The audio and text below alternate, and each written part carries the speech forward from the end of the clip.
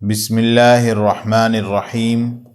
روح کی بیماریاں اور ان کا علاج، سبق نمبر 10۔ حفاظت نظر کا انعام خالق نظر کی طرف سے۔ کتاب اللہ دستوری۔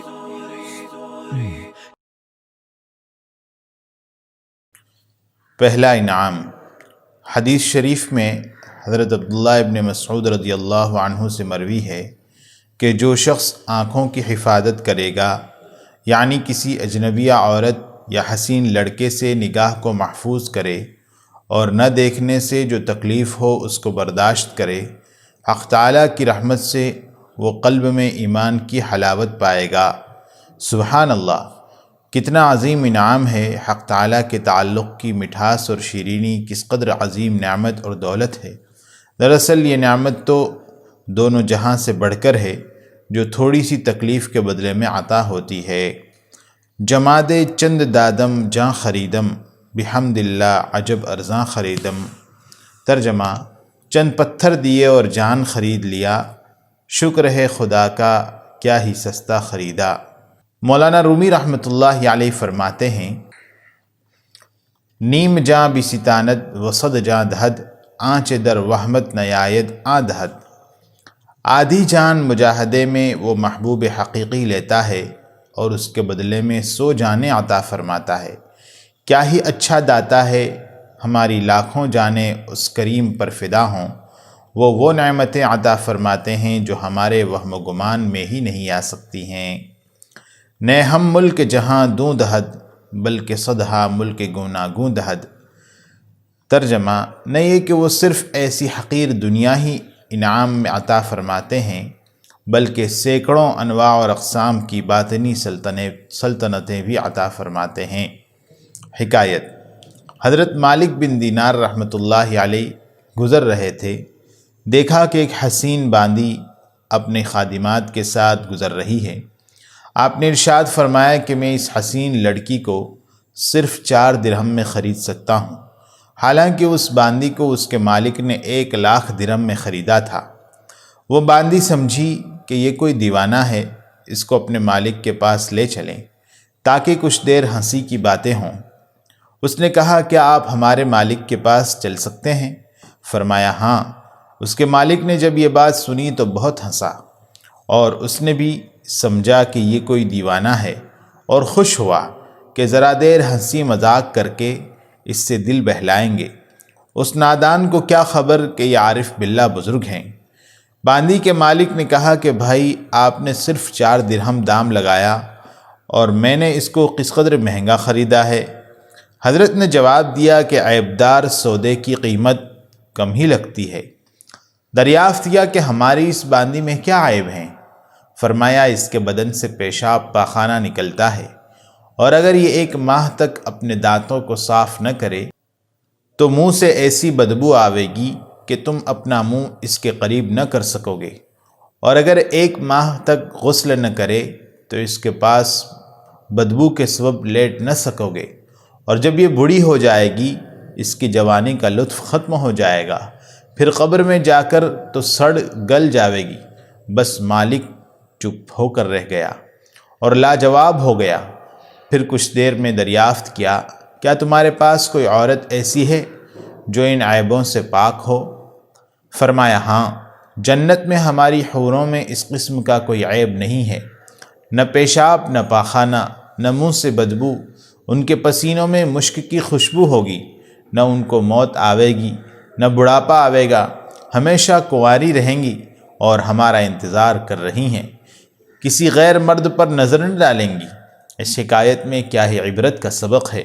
یعنی چند دن دنیا میں آنکھوں کو بچانا ہے، اور پھر حوروں سے ملاقات کا انعام کیا ہی اعلیٰ بدلہ ہے۔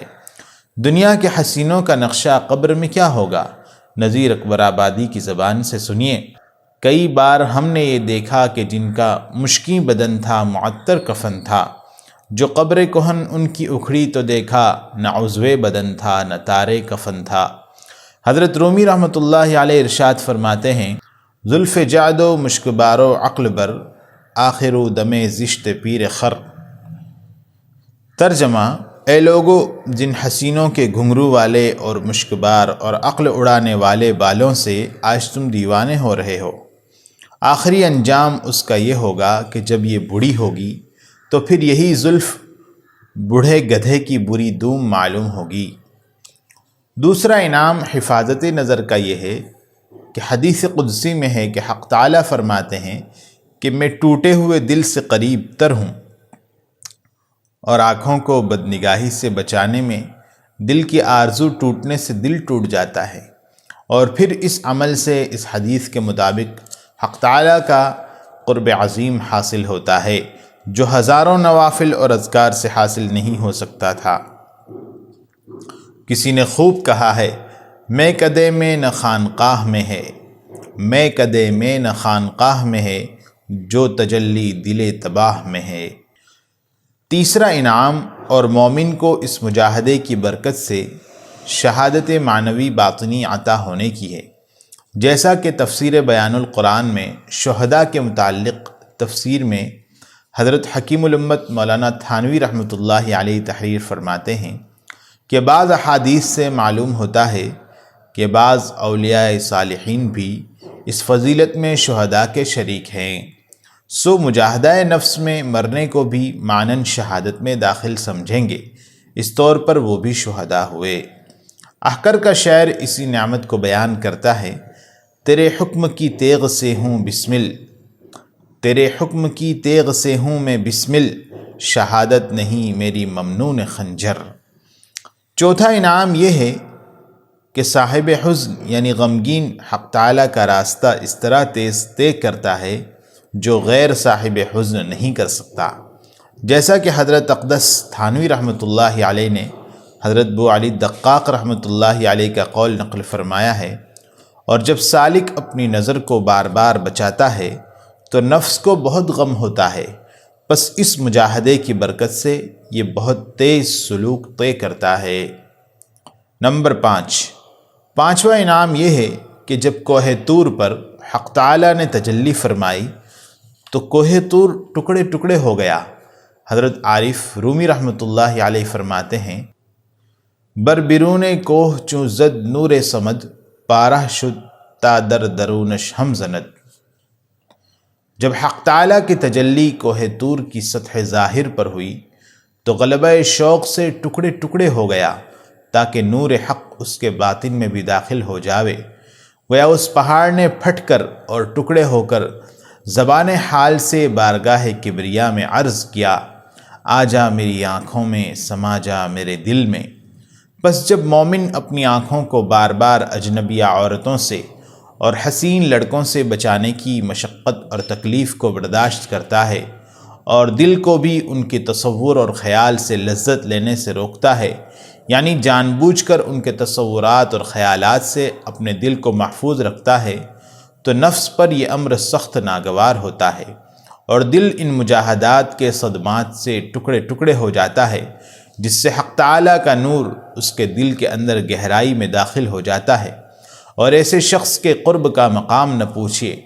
مؤلف کے اشعار ہیں، تو نے ان کی راہ میں طاعت کی لذت بھی چکھی، ہاں شکست آرزو کا بھی مقام قرب دیکھ، سرفروشی دل فروشی جاں فروشی سب سہی، پی کے خون آرزو پھر کیف جام قرب دیکھ، گرچہ میں دور ہو گیا لذت کائنات سے، حاصل کائنات کو دل میں لیے ہوئے ہوں میں، مدتوں خون جگر نے گرچہ دل بسمل کیا، مجھ کو ان محرومیوں نے محرم منزل کیا، تیرے ہاتھ سے زیر تعمیر ہوں میں، مبارک مجھے میری ویرانیاں ہیں۔ چھٹا انعام یہ ہے کہ کافر کی تلوار سے تو ایک مرتبہ شہادت ہوتی ہے اور مجاہدہ ختم ہو جاتا ہے، اور نفس کے ان مجاہدات میں ایک عمر بسر کرنی ہوتی ہے۔ نبی اکرم صلی اللہ علیہ وسلم نے کافروں سے جہاد اصغر اور نفس سے جہاد کو جہاد اکبر ارشاد فرمایا ہے۔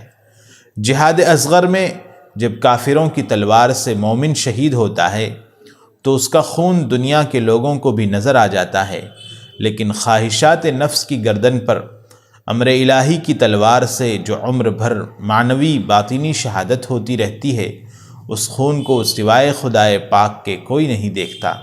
مثال کے طور پر جب کسی حسین کا سامنا ہوا اور عاشق حق نے اپنی آنکھیں باوجود سخت تقاضے کے اس سے ہٹا لی اور آگے بڑھ گیا اور زبان حال سے آسمان کی طرف دیکھ کر بارگاہ کبریا میں یہ عرض کیا، بہت گو ولولے دل کے ہمیں مجبور کرتے ہیں، تیری خاطر گلے کا گھونٹنا منظور کرتے ہیں۔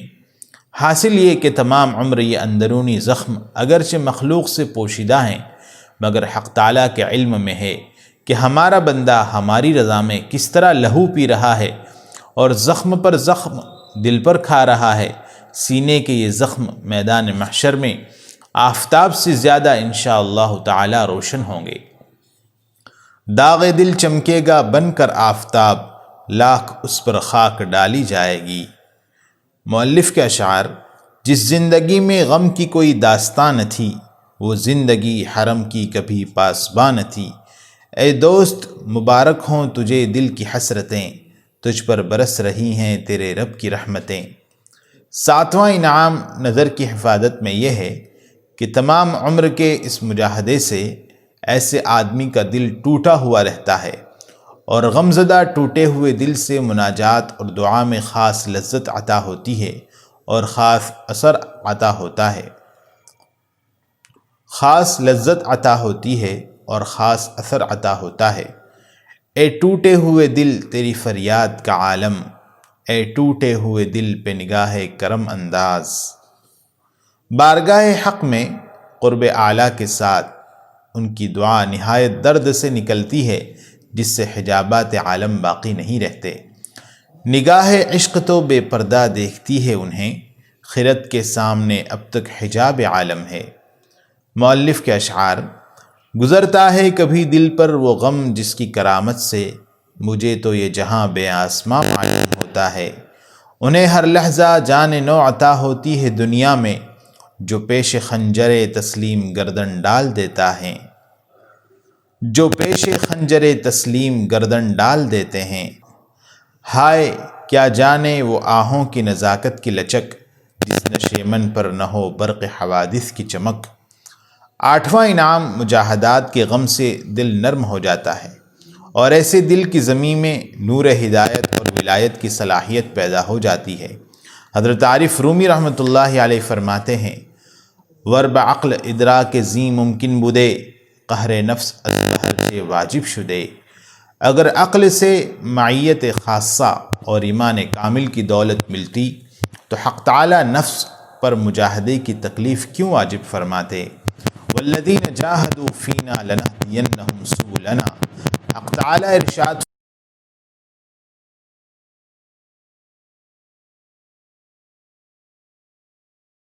بول دیتے ہیں